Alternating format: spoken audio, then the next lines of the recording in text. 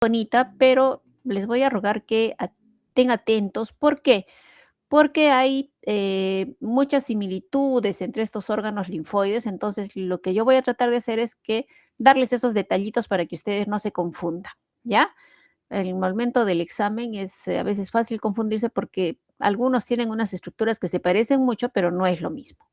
Muy bien, entonces nuestra clase de hoy es órganos linfoides, ¿ya? Estos órganos linfoides que son muy importantes, ¿no? Están en varias partes de nuestro cuerpo. Incluye, por ejemplo, estos chiquitos que son los ganglios linfáticos que se encuentran a lo largo de todo el recorrido del sistema linfático, del sistema de vasos linfáticos. Ya, por ejemplo, se aglomeran en regiones como la axila, el cuello, la ingle, la región poplitea, la región torácica anterior, ¿no? Otros órganos como el timo, el vaso, bueno, que acá está mal el gráfico porque el vaso en realidad es más larguito, las amígdalas, el intestino con las placas de Peyer que ya hemos visto al momento de hacer digestivo. Entonces son varios órganos linfoides. En realidad, ¿cómo definimos, no? ¿Cómo definimos lo que es tejido linfoide en general? ¿Ya? Es una variedad de tejido conectivo reticular, ¿sí? Que está constituido por una población celular importante que está constituida por linfocitos, macrófagos, células reticulares y células plasmáticas, todos en diferentes estadios de maduración. Ojo, entonces, tejido linfoide no solamente está constituido por linfocitos, sino por todas estas células. Eso hay que aclararlo bien.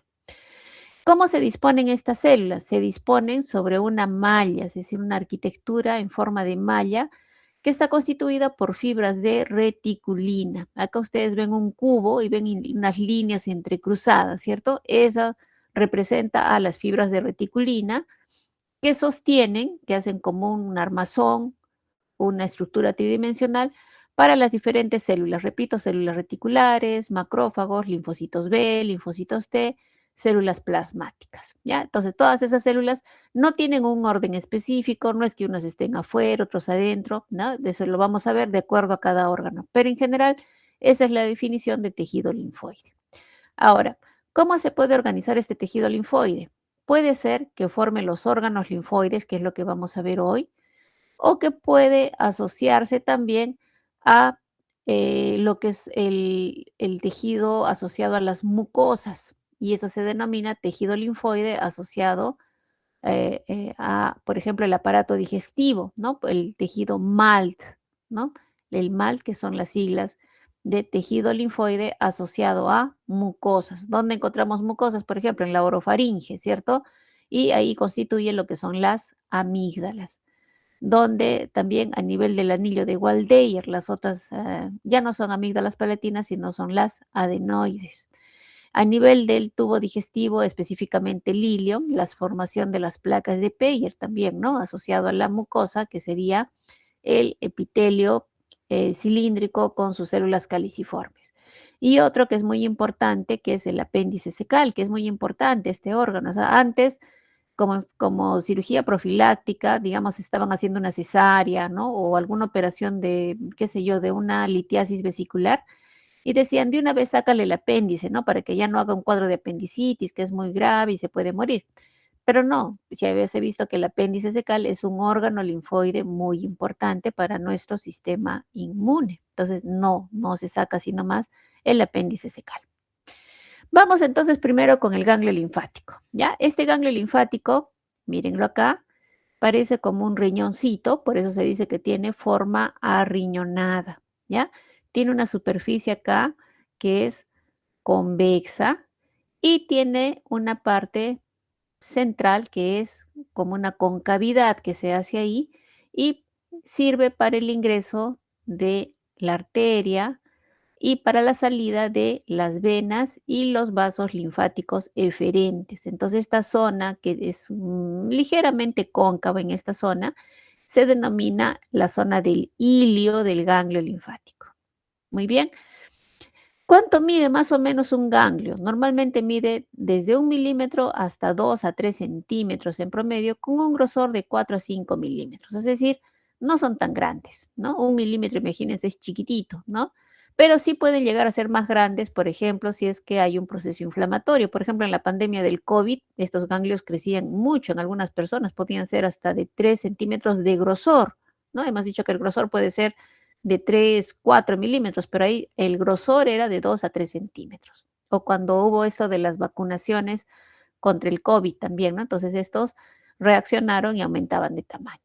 Y hemos hablado del ilio, que es una zona deprimida en uno de los bordes, donde los encontramos en todo el recorrido. ¿Se acuerdan que dijimos? En todo el recorrido del sistema linfático. Por ejemplo, si vemos miembros inferiores, van desde los pies, van ascendiendo por la pierna, por la región poplitea, siguen generalmente el trayecto venoso y arterial. Van así en el mismo recorrido, solo que claro, de forma ascendente, si es que estamos yendo desde miembros inferiores, y finalmente desembocan a nivel del sistema venoso, ya prácticamente llegando al corazón en el conducto torácico, por ejemplo, en uno de los lados de nuestro cuerpo. Es decir, es como un filtro, o sea, estos recorren en el sentido de los vasos linfáticos, pero por ahí quedan dispuestos en medio de estos vasos para filtrar el contenido de la linfa que traen estos vasos, ¿ya? Entonces, por eso es que se encontraban aglomerados, como habíamos visto acá al inicio, en ciertas zonas, ¿no? Pero recoge la linfa filtra, ¿no? Filtra la linfa de toda esta zona. Muy bien. Ahora, acá dice en su cápsula, miren, esta es la cápsula, o sea, el ganglio linfático siempre va a tener una fina cápsula de tejido conectivo. Les digo eso de fina porque el vaso, que es otro órgano que también vamos a ver hoy, también tiene una cápsula, pero es mucho más gruesa. En el ganglio, esta cápsula emite unas finas prolongaciones de tejido conectivo hacia el interior, ¿ya? Y esas prolongaciones se denominan trabéculas. Y otro detalle es que esta cápsula es atravesada, miren ustedes, atravesada por estos vasos linfáticos que llevan linfa hacia el interior del ganglio. ¿Cómo se llaman estos vasos? Se denominan vasos linfáticos aferentes. ¿Sí? Aferentes. Y habíamos dicho también que, bueno, al inicio, como todos los órganos linfoides, en el centro, el estroma que constituye este órgano está constituido por un entrecruzamiento de gran cantidad de fibras de reticulina. Aquí está entonces ya el corte histológico, ¿no? Este de acá con coloración de Wilder, coloración con impregnación de plata, en el que vemos la gran cantidad de fibras de reticulina que constituyen este órgano y que también están a nivel de la cápsula. Aquí también miren la cápsula, bien bonita, ¿no? Entonces, si nosotros hablamos del ganglio, cómo se organiza, primero diríamos que tiene su estroma y que tiene su parénquima, ¿ya? Entonces, este estroma, ya hemos descrito, el estroma siempre es el tejido conectivo que sostiene, ¿verdad? Entonces, ya hemos descrito la cápsula que está envolviendo al ganglio, que está formada por tejido conectivo fibroso. También por ahí puede haber algunas fibras musculares, eso también deben recordarlo. Está atravesada por los linfáticos aferentes, ya lo habíamos mencionado, ¿cierto? A nivel del borde convexo. Entonces, por ahí es donde ingresan estos vasos linfáticos aferentes y es justamente por ahí donde llega la linfa al ganglio linfático. Y de la superficie interna de la cápsula, entonces hemos dicho que se desprenden las trabéculas, que están constituidas igual que la cápsula, por tejido conectivo fibroso, pero a veces acá ya no se ve tantas fibras musculares lisas. Ahora, también hemos dicho dentro del estroma las fibras de reticulina. Entonces, son dos componentes importantes si nosotros hablamos solamente del estroma del ganglio linfático. Ahora, si hablamos del parénquima, el parénquima se refiere a las células, ¿ya? Entonces son todas las células que habíamos dicho, pero estas se van a agrupar de diferente manera. ¿Cómo así? Miren, esta es la superficie del ganglio, acá está su cápsula, esta es la zona periférica, esta es la zona central y más allá estará la zona del ilio. Entonces, esta zona periférica muy cercana a la cápsula se denomina corteza. Y esta zona central, prácticamente rodeando al ilio, se llama médula. Si ustedes se observan, no es igual la disposición de las células. Aquí está formando nódulos linfoides, inclusive son maduros porque tienen una zona periférica más oscura y una zona central más clara. Entonces, son nódulos linfoides que están aquí alrededor con su corona y su centro germinal. ¿Ya? Esta es característica la disposición de las células del parénquima en nódulos linfoides. En cambio acá, miren, no hay esos nódulos linfoides en la médula y más bien se ve como cordones de células que son más oscuros, alternados con otras zonas que son mucho más hipocelulares, ¿no? Entonces tenemos aquí los cordones medulares y los senos medulares, ¿sí? Entonces, en la corteza, las células, el parénquima, se organizan en nódulos linfoides. En cambio, en la médula se organiza en cordones medulares y senos medulares. Eso tiene que quedar muy claro porque vamos a ver otro órgano, el más cercano, que es vaso, que también tiene unas estructuras similares a estas y también a estas, pero los nombres cambian y una que otra característica también.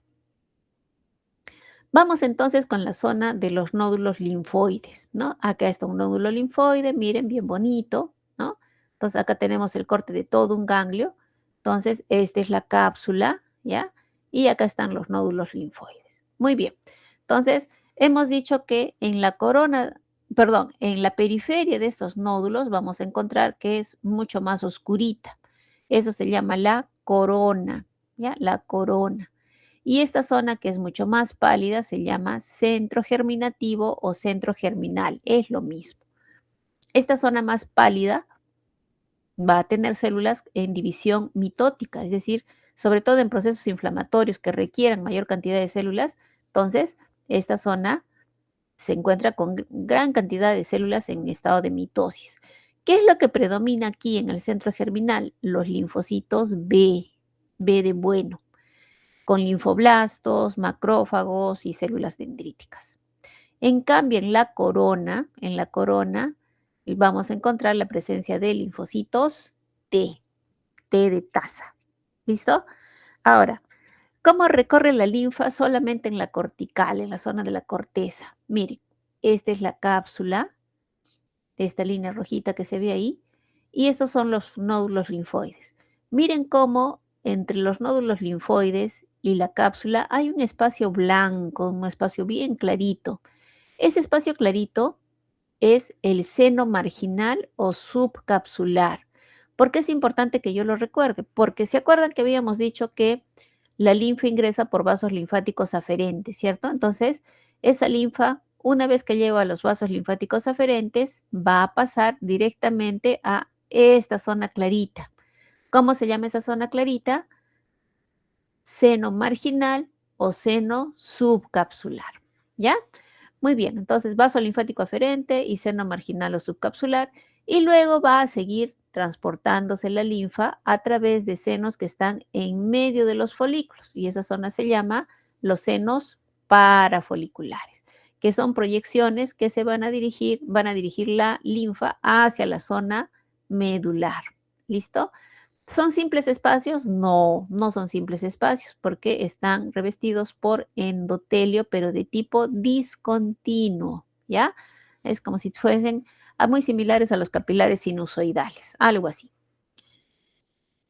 Ahora, vamos con la otra zona que les había dicho que es la zona de la médula, ¿cierto? Esta médula que está rodeando al hilio del ganglio linfático.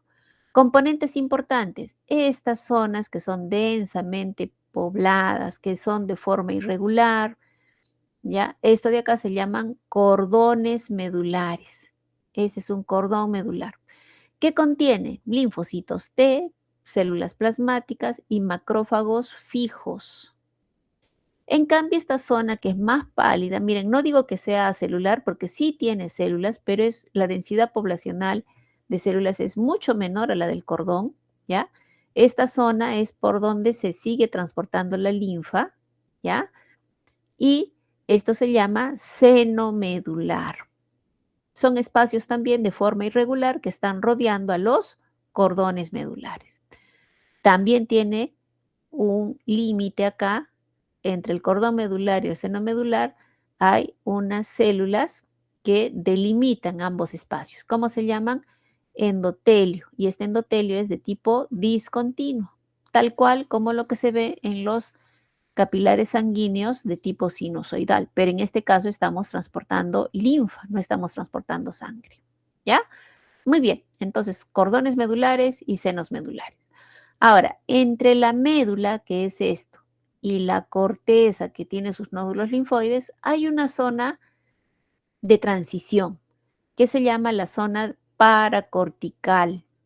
Y esa zona no presenta nódulos y está constituida principalmente por linfocitos T, células reticulares, plasmocitos y macrófagos. Es decir, muy similar a lo que vemos en los cordones medulares, pero no tiene esa disposición. Es como que las células estuvieran dispuestas en forma difusa, ¿ya? Entonces, nódulos linfoides en la corteza y cordones y células medulares en la médula del ganglio. Y en la paracorteza, ninguna disposición en especial.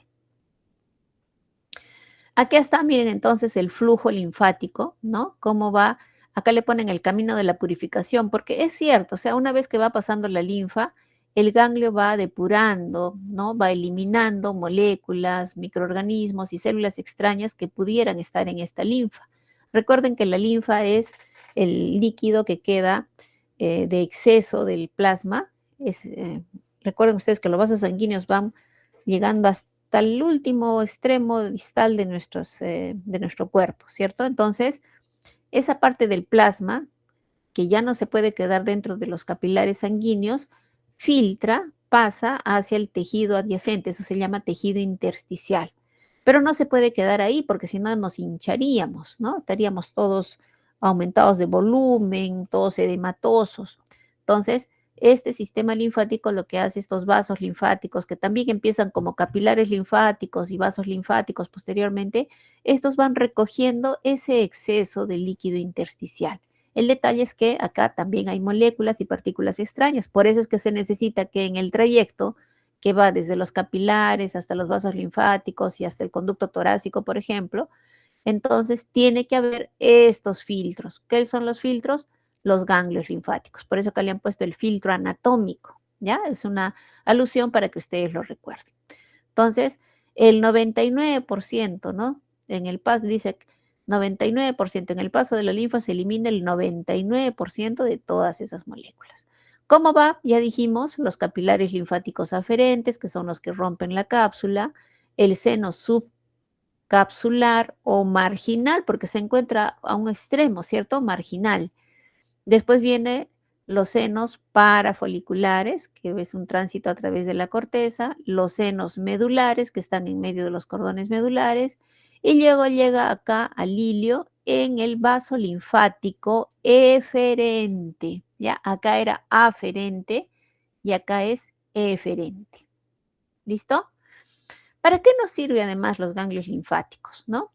Entonces hemos dicho que en esta linfa los linfocitos ingresan, ¿no? Ingresan, pero también miren, los linfocitos ingresan por vía sanguínea, porque recuerden que en el hilio, acá en el hilio, ingresa una arteria, pero también sale una vena, ¿ya?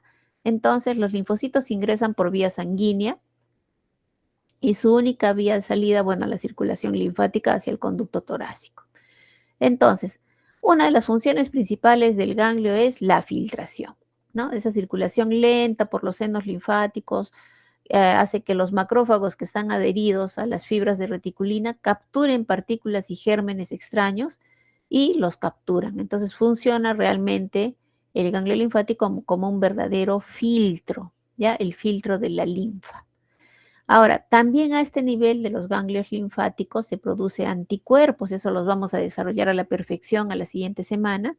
Por lo tanto, son centros de reacción. Acá hay multiplicación de linfocitos B en el centro germinal y su transformación a células plasmáticas, y justamente estas células plasmáticas son las productoras de anticuerpos, ¿ya?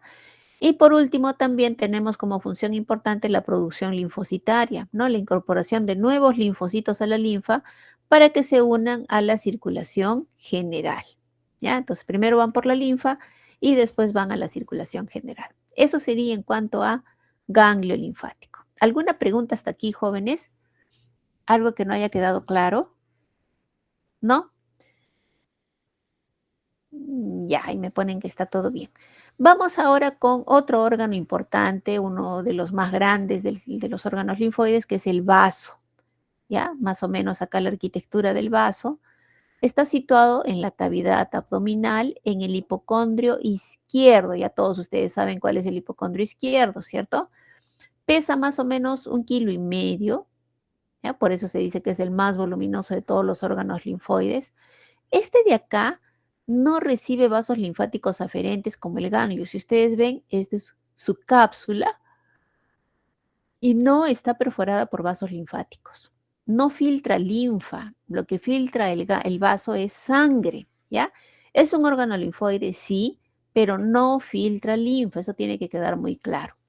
La sangre va a circular entonces en su interior por un sistema de cordones y sinusoides sanguíneos que se denominan sinusoides esplénicos. ¿Por qué esplénico? Porque vaso es, justamente el prefijo es esplénico, ¿ya? Entonces, cuando yo digo algo que termine con esplénicos, automáticamente ustedes deben hacer la correlación con el vaso. Entonces, la circulación va por sistema de cordones y de sinusoides sanguíneos. Ahora, esta es la cápsula, ¿sí? Esta es la cápsula, es una cápsula más gruesa, habíamos dicho que si la comparamos con el ganglio linfático. También tiene una zona por donde ingresa la arteria y sale la vena. Y miren la disposición. En este caso tiene unas estructuras muy parecidas a los nódulos linfoides, pero no es como en el ganglio que estaban todos al lado de la corteza, ¿cierto? Acá no, acá están dispersos en todo, tanto en la zona periférica como en la zona central. Y en medio vamos a encontrar unos acúmulos de células que son los cordones de Billroth, que se entremezclan con unos sinusoides sanguíneos, ¿ya? Entonces, ¿cómo se va a llamar estos nódulos linfoides dispuestos al azar? Aquí en el vaso le llamamos pulpa blanca. Y la zona, todo lo que está alrededor, eso de ahí se denomina pulpa roja. ¿Listo? Esa es la organización. Entonces, en el vaso ya no hablamos de corteza y médula. En el vaso hablamos de pulpa roja y pulpa blanca. Seguimos. Ahora, ¿tendrá su estroma? Claro que tiene un estroma, igual que el vaso, perdón, que el ganglio, ¿no? Entonces también tiene su cápsula de tejido conectivo fibroso, solo que acá además le agregamos algunas fibras elásticas y más fibras musculares lisas, porque tiene que tener la capacidad de contraerse. ¿Tendrá trabéculas? Sí, igual también se desprenden de la cápsula. El detalle es que aquí, la característica de estas trabéculas es que en su interior tienen arterias, venas y nervios, ¿ya?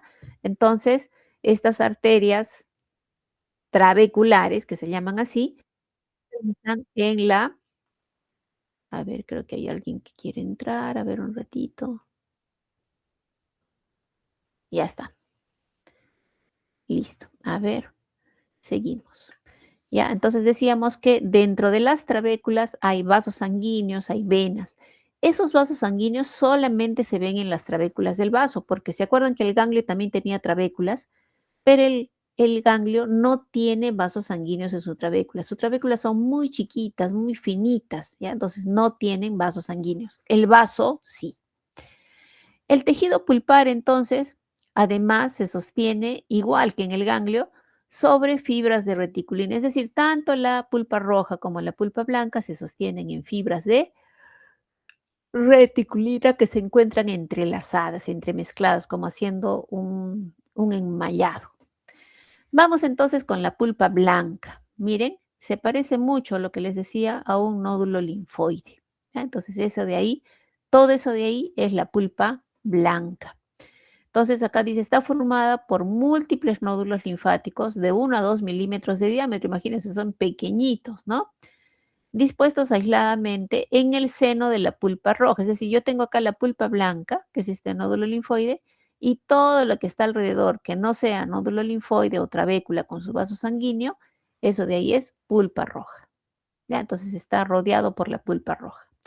Prácticamente estos nódulos linfoides que uno ve aquí en el vaso son idénticos a los nódulos del ganglio, excepto ¿por qué? Porque estos en el centro tienen una arteriola. Eso no habíamos dicho en el ganglio, ¿cierto? Entonces acá hay una arteriola y esa arteriola, como está en el centro del nódulo, se llama arteriola centrofolicular. ¿Listo? arteriola centrofolicular, que la vamos a ver muy bonita cuando hagamos las prácticas. Ahora, estos nódulos linfoides están constituidos por linfocitos T y también por linfocitos B. Los primeros, los T, se alojan en la parte marginal del nódulo, ¿ya? Y a partir de allí ya se van a poner en contacto con la sangre de la pulpa roja. En cambio, los linfocitos B están ubicados en la zona central del nódulo linfático, ¿sí? Ahí justamente donde está el lapicito, ¿ya? Y entonces se van a multiplicar y se van a transformar en células plasmáticas, es decir, producción de anticuerpos posteriormente, ¿ya? Entonces, pulpa blanca, pulpa roja. Seguimos. Ahora, vamos con la pulpa roja, ¿no? Ya hemos dicho que todo lo que son los nódulos linfoides con su arteria central, eso es pulpa blanca. Pulpa roja está constituida por dos componentes. Uno es el cordón de Billroth y otro es lo que corresponde a los sinusoides esplénicos, ¿ya? Estos de acá son capilares sinusoidales, todas las características de un capilar sinusoidal, pero como se encuentra en el vaso, por eso es que se le llama sinusoide esplénico. ¿Listo? Ahora, ¿cuál es cuál? El cordón de Billroth contiene células reticulares, macrófagos, células plasmáticas, es decir, muy parecido al ganglio, solo que acá además contiene células sanguíneas, ¿ya? También contiene. Entonces, miren, la parte celular que están viendo acá, la que tiene bastantes como puntitos entre rojos y azules, esos de ahí son los cordones de Billroth. ¿Cuál es el sinusoide esplénico? Esos espacios en blanco que están viendo ahí. Sí, justo donde está marcando el lapicito, eso se llama sinusoide esplénico. ¿Ya? Y entre ambos, entonces, entre cordones de Billroth y los sinusoides, nosotros tenemos a la pulpa roja del vaso. Ahora, ¿cómo es la circulación? La circulación empieza con la arteria esplénica que ingresa por el ilio y se ramifica a nivel de las trabéculas, ¿ya? Entonces, arteria esplénica por el ilio, se ramifica, ingresa por las trabéculas, entonces si es que se encuentra en las trabéculas se va a llamar arteria trabecular. Y cuando reducen su diámetro estas arterias trabeculares hasta más o menos 0.2 milímetros, abandonan las trabéculas y van a penetrar ¿en dónde? En los nódulos linfoides, para posicionarse justo en el centro del nódulo linfoide. Entonces, ¿cómo se va a llamar ahí la arteriola? Arteriola centrofolicular. Y esta a su vez va a dar finas ramas que van a irrigar la zona marginal de la pulpa blanca, ¿sí? Pero su tronco principal de estas arterias centrofoliculares va a penetrar en la pulpa roja. ¿Se acuerdan que el nódulo linfoide estaba rodeado de la pulpa roja, ¿no? Entonces, ese tronco principal de la arteriola centrofolicular va a penetrar la pulpa roja y se va a dividir en otras arteriolas importantes que son las arteriolas peniciladas, ¿sí?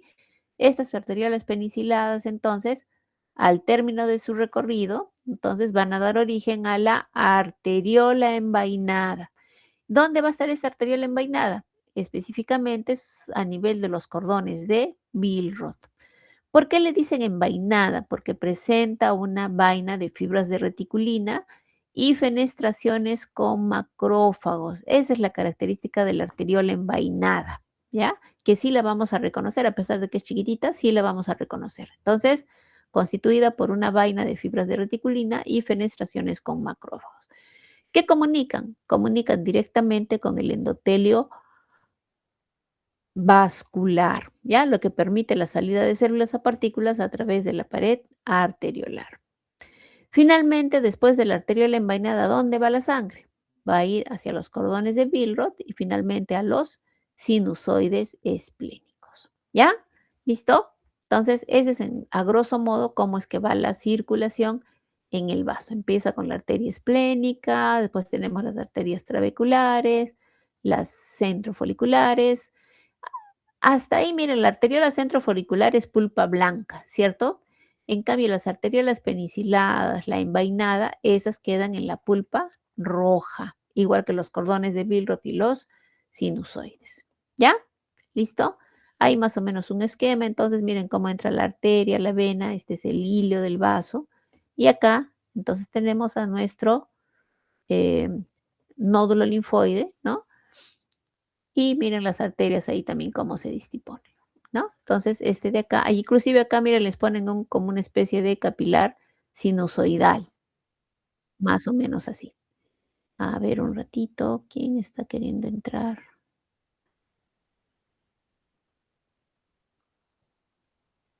Ya, listo, seguimos, ¿ya? Muy bien, entonces ese es el vaso. ¿Qué funciones tiene? ¿Para qué está? Por ejemplo, la hemocateresis, ¿no? Entonces, los macrófagos en los cordones de Billroth fagocitan y digieren glóbulos rojos viejos que tengan más de 120 días. Esos ya tienen que ser fagocitados. ¿Quién nos ayuda? Justamente este proceso de la hemocateresis que se da en el vaso. Hay liberación de bilirrubina y ferritina también al torrente sanguíneo. Esa también es otra de las funciones del vaso. La hematopoiesis. ¿Qué entienden por hematopoiesis?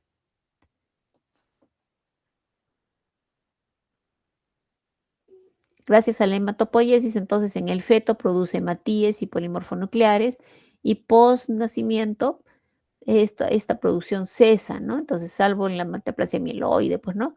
Pero la pulpa blanca entonces sigue produciendo linfocitos. Es como que le ayuda, porque como no puede funcionar, porque estaba en reposo, ¿no? Entonces, la pulpa blanca sigue produciendo gran cantidad de linfocitos. Formación de anticuerpo. Entonces, este de acá es un filtro sanguíneo.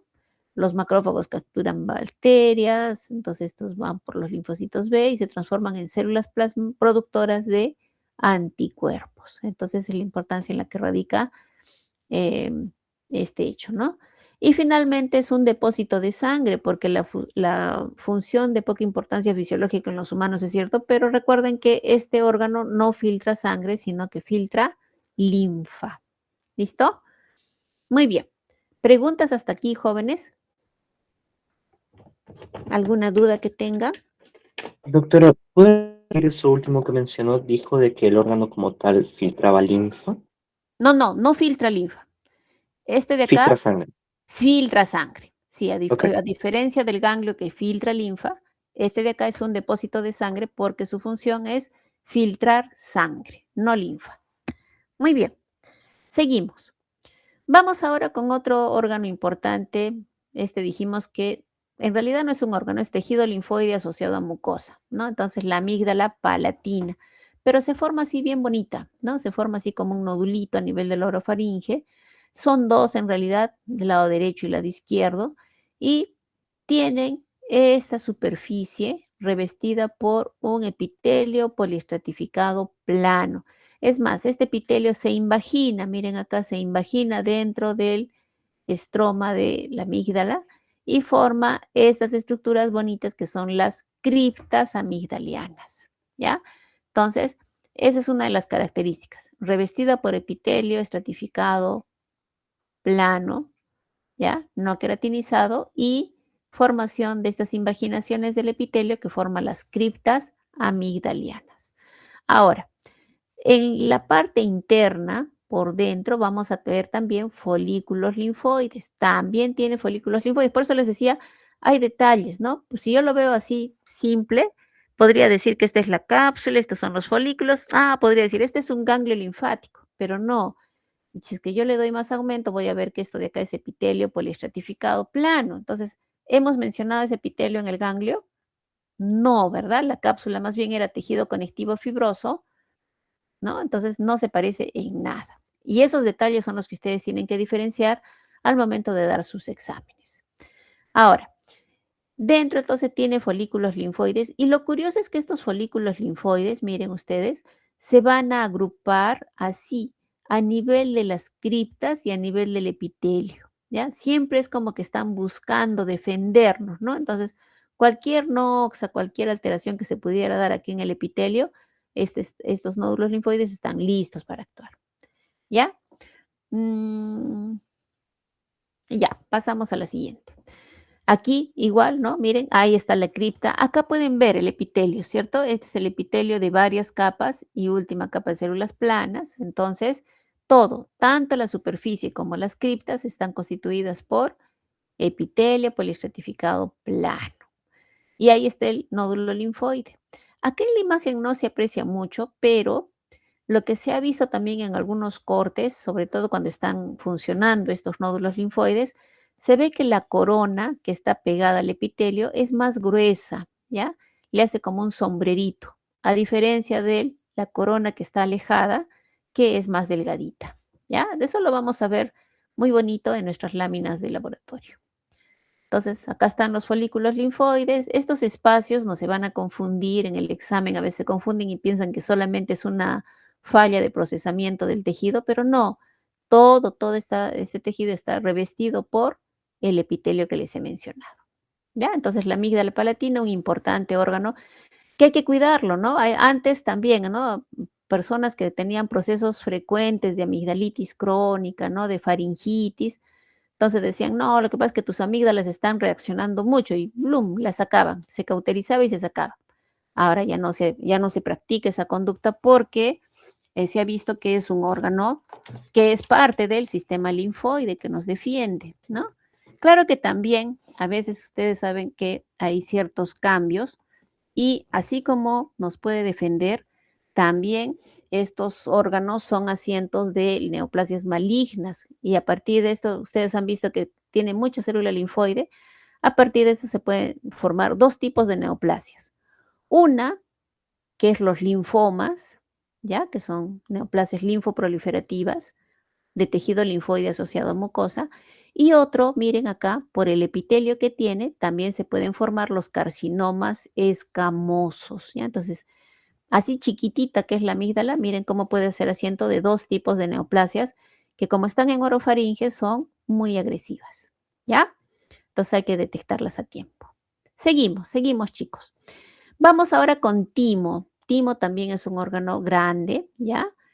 Este, eh, a diferencia de los otros que hemos visto, no tiene nódulos linfoides, ¿ya? No hay. Esa es una clave para que ustedes puedan reconocer que es timo. ¿Dónde se ubican? Se ubican en el mediastino anterior y superior. ¿Sí sabemos lo que es mediastino? ¿Sí han visto en anatomía? Sí, estos están en la caja torácica, ¿cierto? Entonces la caja torácica se divide en cavidades para el pulmón, para el corazón, ¿no? Entonces esa parte central que está entre los dos pulmones, eso se llama mediastino. Y anterior es lo que va hacia la parte anterior del corazón, ¿ya? Eh, Su origen embriológico, endodermo y mesodermo. Al nacer, miren, más o menos pesa unos 15 gramos, pero va aumentando de volumen hasta la pubertad. Normalmente, ¿cómo va a estar constituido? Por dos lóbulos laterales, una delgada cápsula de tejido conectivo. Esta cápsula sí es muy, muy delgadita, muy finita. Es tejido conectivo denso, pero muy delgadito. Y penetra, ¿ya? Va a penetrar esta cápsula y va a formar unas estructuras que se denominan lobulillos. Y cada lobulillo, nosotros vamos a ver que presenta corteza y médula.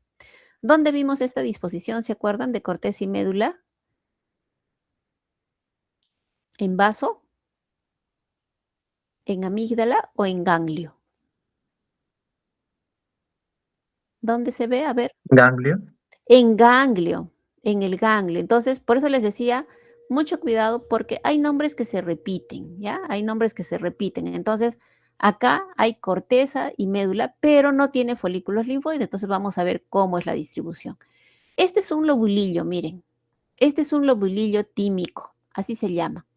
Entonces, esta zona más oscura, zona periférica del lobulillo, eso se llama corteza y simplemente está constituido por una zona bastante celular que tiene más intensidad al momento de colorearlo. En cambio, esta zona que es más pálida, ya, al momento de colorearla es mucho más pálida, esto se llama la médula.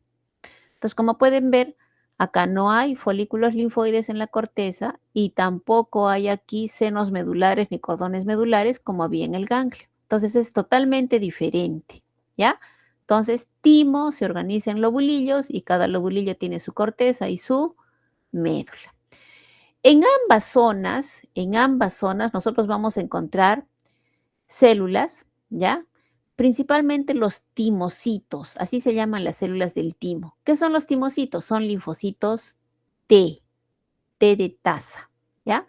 Pero también, claro, existen otras células, como por ejemplo los macrófagos y las células epiteliales dendríticas.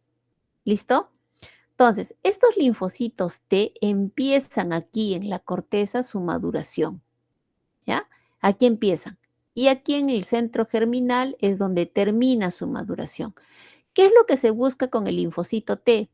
Que aprenda a diferenciar lo que es propio de lo que es extraño en nuestro organismo, ¿sí?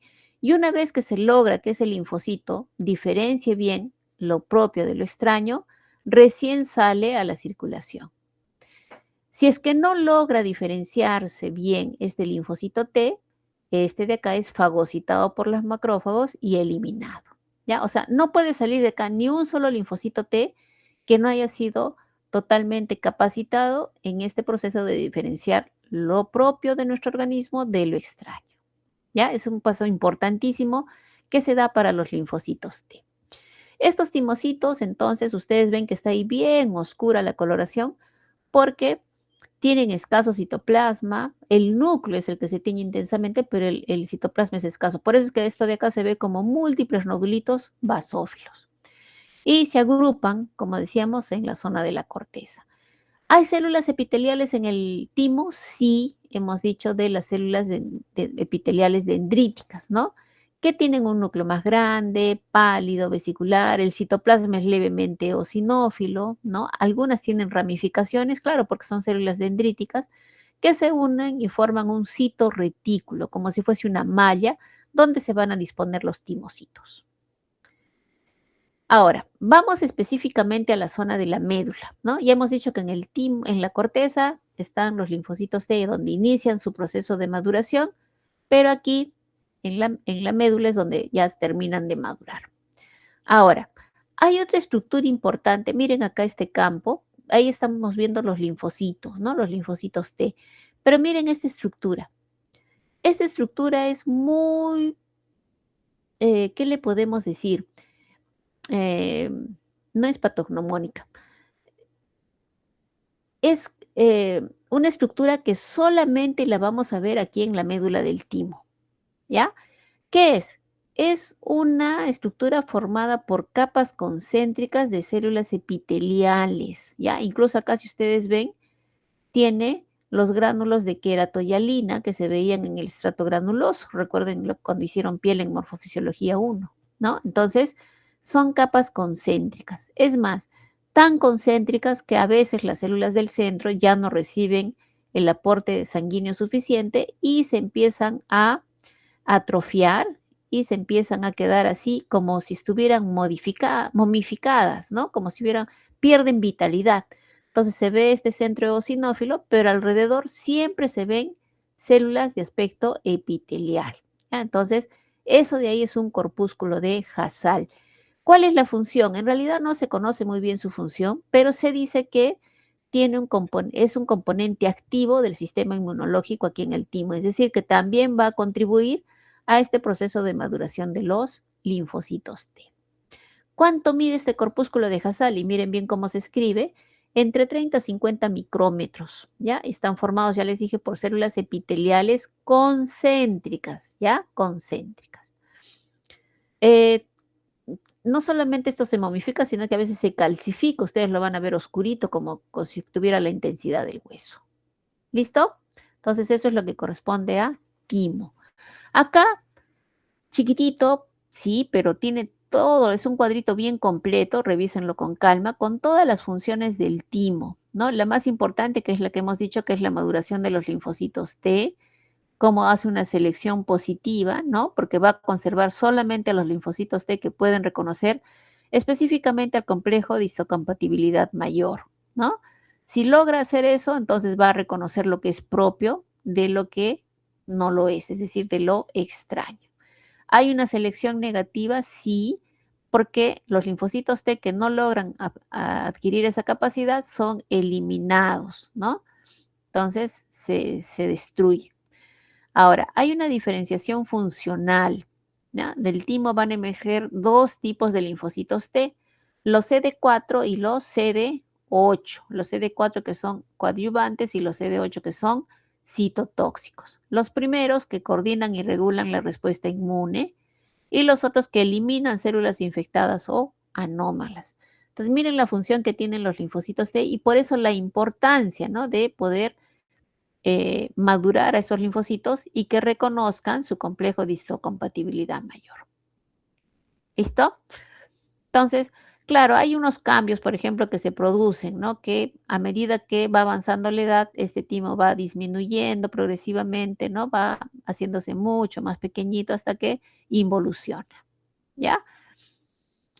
Entonces, en resumen, dice acá, el timo educa y selecciona los linfocitos T para que sean útiles y seguros, garantizando una defensa efectiva, pero sin dañar nuestro propio organismo. Ya, resumiendo, entonces, es un productor de linfocitos T, produce linfocitos no comprometidos inmunológicamente, es decir, estos salen del órgano, llegan a la circulación sanguínea, que los lleva a órganos linfoides secundarios, por ejemplo, como el vaso, las amígdalas, ¿no? Y es ahí donde van a poblar la zona de los folículos linfoides. Acuérdense que el vaso, las amígdalas tenían nódulos linfoides, ¿sí? Ahora, hay la producción de timosina, que es un péptido que va a estimular el desarrollo de órganos linfoides y la producción de linfocitos. Esa también es una función importante del timo. Ahora, hay hormonas, por ejemplo, como la ACTH o los corticoides de la glándula suprarrenal o las hormonas sexuales, que producen la involución y reducen el número de linfocitos que se producen a nivel del timo, ¿ya? Entonces, son como hechos adicionales en relación al timo. Vamos ya terminando, vamos con las placas de Peyer, que ya las hemos visto en aparato digestivo cuando en su momento, ¿no? Son también tejido linfoide asociado a mucosa, en este caso la mucosa es el epitelio intestinal, ¿ya? No tienen una cápsula, ¿ya? Esto no tiene una cápsula. Se localiza en la submucosa y en la mucosa del ilion, ¿ya? Y se llama placa porque no tiene una cápsula. A veces incluso ni siquiera se reconoce una corona ni un centro germinal porque solamente son placas. ¿Cuál es su función? Que es lo más importante, es la vigilancia inmunológica intestinal. Estos van a detectar antígenos que provienen de microorganismos o sustancias que puedan ser potencialmente peligrosas y que están pasando por la luz del intestino. Entonces, se deben detectar. ¿Quién los detecta? Las placas de Peyer. Entonces, al detectarlas, activan respuestas inmunitarias locales y contribuyen a la producción de la inmunoglobulina A, ¿no? Entonces, esta inmunoglobulina A protege la mucosa contra infecciones, pero sin generar una inflamación excesiva frente a sustancias que no sean pues tan dañinas, ¿no? Entonces, nosotros no sentimos, por ejemplo, esta selección que hacen, ¿no? Porque es un proceso que pasa así rápido, sin generar una respuesta inflamatoria intensa.